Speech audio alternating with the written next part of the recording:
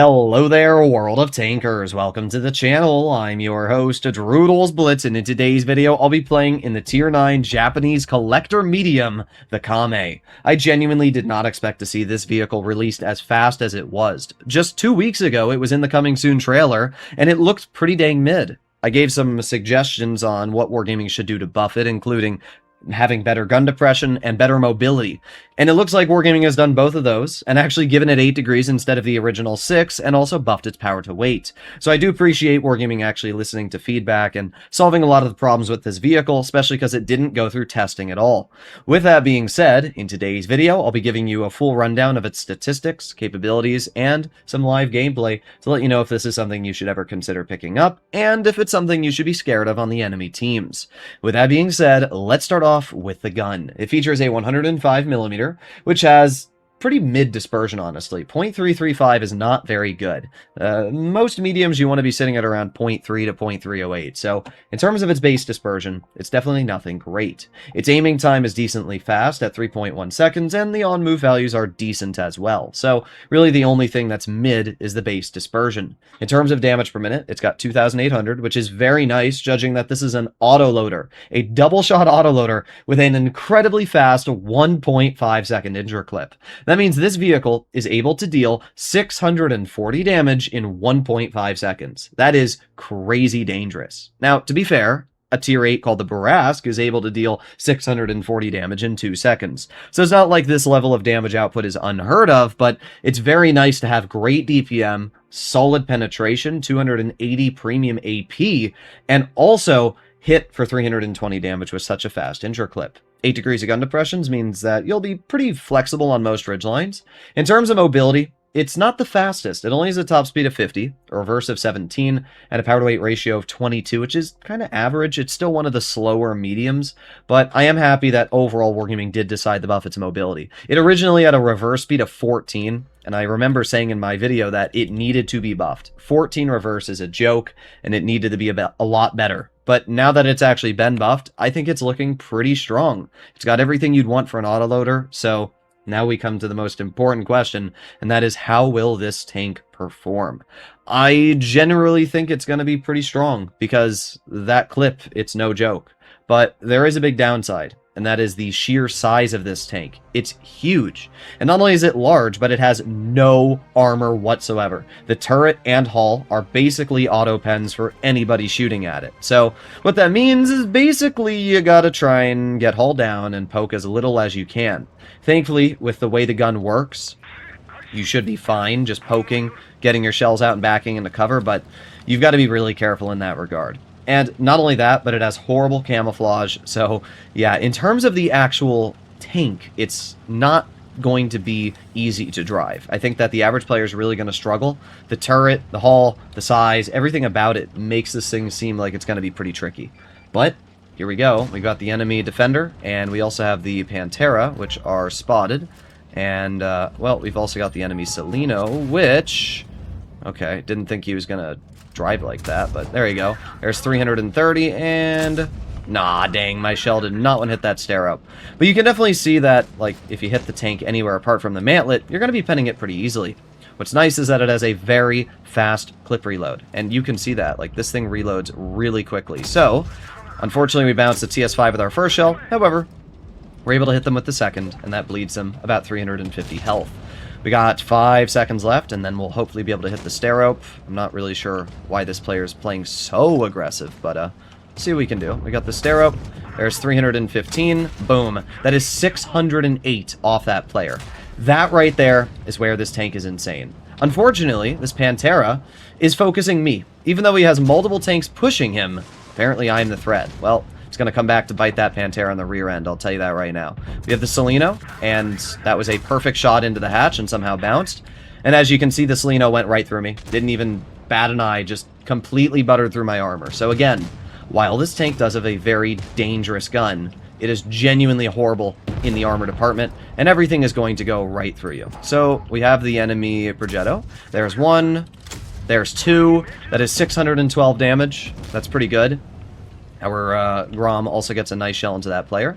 We have 4 seconds left. 3, 2, 1, and here we go. There is 349. There's 669. That puts us up to 2,800 damage. I gotta say, this thing, just in the first little bit of gameplay we've had, feels fantastic. The level of DPM it features with the clipping potential is great. I mean, the fact that you're getting these shells out so fast, it does honestly feel amazing. I mean, look at that interclip, dude. Basically, you're just dealing 640 damage. Like, and the clip reload is fast. Because you shoot the shells so quickly, the clip itself reloads very quickly. So we have the Stero, which we're going to get 1 and 2 into. That's 688 damage, and we back up. Just like that, we are already up to 3,850 damage. Our Grom is going to focus that player, so I'll let our Grom get the clear. We have the enemy Seleno in front, which we get 1 shell into, 2 shells into. That's 683, and we back up. 4,500 damage now. That Seleno is not enjoying our company. We're going to reload. We got 3 more seconds. 2, 1, and let's see if we can get some damage into the Seleno. Well, I physically can't pen them anywhere apart from the hatch, but we get 692 into their hatch, dealing 5,227 damage. This game alone was a pretty good one, I gotta say. It was a pretty good game. So the question is, are we going to be able to pen the Stero? And yes, we are, right underneath the gun.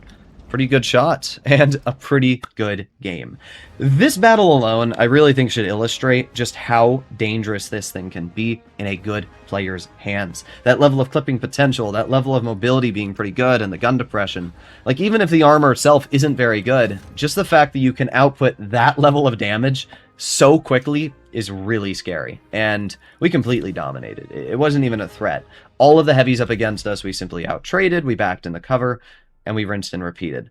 As I said, the size will be a problem, but I don't think it'll be a huge issue. Now, when it comes to the penetration, as I said, it's got about 280-ish, 90 mils of AP premium, which, it's not great, but it's not bad either. It's a solid amount of penetration. The only problem is that when you're fighting heavies, you are going to struggle to cut through them. As you saw, that Seleno was completely red. Heat shells usually have more penetration, but the downside is they lack in shell normalization. This vehicle will have the benefit of shell normalization, so 290 turns to like 310-ish pen, which is solid for a tier 9. But when you're fighting tier 10s, it's definitely going to be a tricky situation. You're going to struggle to cut through an E50M if it's hiding the lower plate. You're going to struggle to cut through most heavies, but it's a medium tank. It shouldn't be able to butter through heavies. As you saw, I just went for the weak points on the Seleno and the Stero, and I was still able to get very nice bleeds out. So if you know where to aim, you're still not going to struggle too much. All right, well, here we are, second battle, and let's see what we can do. We've got Torn Von, FE Defender, T95. Pretty dangerous tier 9s. I mean, the FE Defender is not that scary, but because this tank has such a little armor, that thing's 500 alpha can actually be pretty dangerous. Apart from that, T95 and Torn Von, I don't think I need to say much. Those are very scary vehicles. So first thing we're going to do is I'm going to chill in this bush in front of me. My medium in the Nebulon is not helping me at all. So I'm basically alone on this flank of the map. But if we chill here, if anything tries to cross or, you know, whatever it is, we should be okay. The thing about this map, Yukon, which is a little tricky, is it's very easy to go into the enemy spawn. But if you go into the enemy spawn too fast, you can catch yourself, you know, getting caught by the enemies. So we're going to move up a bit. I'm not spotted, and we can already see the enemy defender, so clearly they're not going this way. So we're going to activate my speed boost, and we are going to immediately get behind these players. And we're going to see if we can get a nice HE clip out or something along those lines. We have the T28, and we also have the FEE. There you go. Nice little chunk of damage. That's going to distract them, and I don't really care if the FE comes after me, because we already have our clip reloaded in just a moment. So let's just keep going back this way, and let's see what their game plan is. Let's see. Just going to chill here. Oh, I have my Nebulon. That's why. Okay, that makes sense. So we do actually have a bit of team support. I don't know if the T28 is going to move over here or what his actual plan is, but we're going to move up. This player should still be on reload for a second longer. There's 1, there's 2. That's 703 damage we've taken off that player. And I'm just going to back up. Let my Nebulon take the damage. Oh, the T28 defender's over here now. Okay, well, I'm just going to reload for 1 second. Try to bait him. Boom. There you go. And goodbye. I'll take the hit for you that time, Nebulon. And let's see. Oh, you hit the T-28 gun. That sucks. I'm going to push up. We got the IS-3 in front. IS-3 misses. Let's aim in. There's 350. There's 674. I mean, just tell me that clipping potential is not crazy, how fast you're able to deal it. And we can just chill and cover. We have to reload for a few more seconds. 3, 2, 1, and there's another 327, and another 611. And the thing is that, sure, obviously the IS-3 is going to pen me every time I poke with how weak this thing's armor is, but does it really matter when I'm still winning the trade? Because of my reload being so fast, not only do I evenly reload with this IS-3, but I'm just out-trading him an additional 200 damage every time. So if you really think about it, oh, dang, all of our damage just got sucked away. But yeah, as I was saying, if you really think about it, we're just dealing so much in that regard. So that's a decent amount right there, 3,700. And we have the T95 left, and he's facing me right here. Okay, nice. T95 hits me, which means now I can just load a premium AP, pen him once in the lower plate, and boom, once in the hatch. T95's out of the game, and that's 4,279 damage. So yeah, both games we played in this thing were absolutely fantastic. I have to say, the Kame is an amazing tier 9, and it's everything I hoped it would be. It doesn't seem overpowered. You might be looking at these games and the fact that I got 2 aces and like, oh, you know, this tank's crazy strong, but you have to remember that these are tier 8 games. Against tier 10s, this armor is not going to work at all. Everything's going to pen you, and the sides are an incredibly weak, you know, target for high explosive, so you have to be really careful when driving this thing because everything's going to cut through you.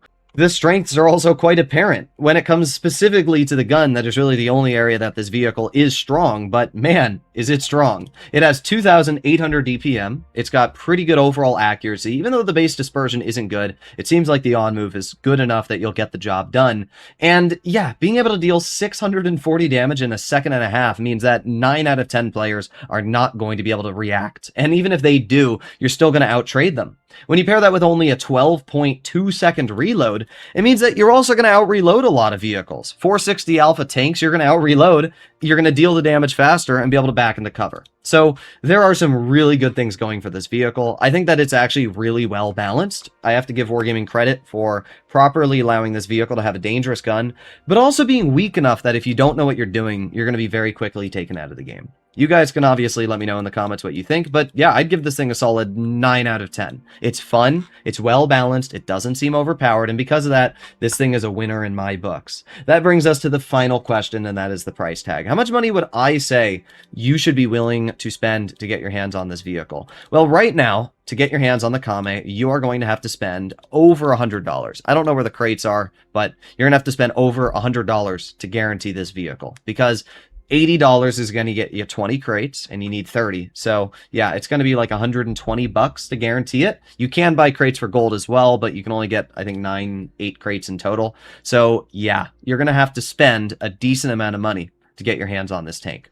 I would say $50 is the max I'd recommend. Anything past $50, and you'd be better off somewhere else because, yeah, that's a lot of money. But let me know in the comments what you guys think. Hopefully you enjoyed the video, and if you did, make sure to smash that subscribe button down below. You'll only see it here.